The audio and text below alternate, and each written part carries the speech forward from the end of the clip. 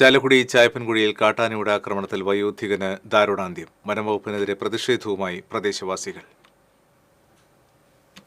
പീലാർമുഴി സ്വദേശി തെക്കൂട്ടുവീട്ടിൽ 70 വയസ്സുള്ള സുബ്രനാണ് മരിച്ചത്. സംഭവത്തിൽ പ്രതിഷേധിച്ച് നാട്ടുകാർ വനംവകുപ്പ് ഓഫീസ് തല്ലിത്തകർത്തു.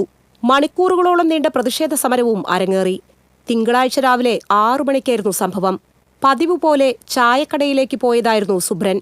റബ്ബർ തോട്ടത്തിൽ നിന്നും പാഞ്ഞെത്തിയ ആന ഇയാളെ ആക്രമിക്കുകയായിരുന്നു.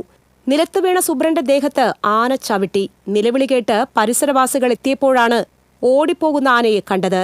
റബ്ബർ തോട്ടത്തിൽ ടാപ്പിംഗ് നടത്തുകയായിരുന്ന ഗിരീഷ് എന്ന യുവാവിനെയാണ് ആന ആദ്യം ആക്രമിക്കാൻ തുനിഞ്ഞത്. യുവാവ് മരങ്ങൾക്കിടയിലൂടെ ഓടി രക്ഷപ്പെട്ടു. തുടർന്നാണ് തൊട്ടടുത്ത കോൺക്രീറ്റ് റോഡിലേക്ക് ആന പാഞ്ഞെത്തിയതും വയോധികനെ ആക്രമിച്ചതും. ഗുരുതരമായി പരിക്കേറ്റ സുബ്രനെ ചാലക്കുടി താലൂക്ക് ആശുപത്രിയിൽ എത്തിക്കുമ്പോഴേക്കും മരണം സംഭവിച്ചിരുന്നു. വനം വകുപ്പിന്റെ ഉദാസീനതയാണ് മരണത്തിനിടയാക്കിയതെന്നാരോപിച്ച് നാട്ടുകാർ ചായപ്പൻകുഴിയിലെ ഫോറസ്റ്റ് ഓഫീസിലേക്ക് പാഞ്ഞെത്തി. പഞ്ചായത്ത് പ്രസിഡന്റ് KP ജെയിംസിന്റെ നേതൃത്വത്തിൽ ജനക്കൂട്ടം സ്റ്റേഷനിലേക്ക് കടന്ന് സാമഗ്രികൾ തല്ലിത്തകർത്തു. വിവരമറിഞ്ഞ് ചാലക്കുടി DYSP VK രാജുവിന്റെ നേതൃത്വത്തിൽ പോലീസ് സംഘം സ്ഥലത്തെത്തി. തുടർന്ന് വിവിധ രാഷ്ട്രീയ പാർട്ടി പ്രവർത്തകരും നാട്ടുകാരും ചേർന്ന് ഫോറസ്റ്റ് സ്റ്റേഷൻ ഉപരോധിച്ചു. മൃതദേഹം ഏറ്റെടുക്കില്ലെന്ന് നാട്ടുകാർ പോലീസിനെ അറിയിച്ചു.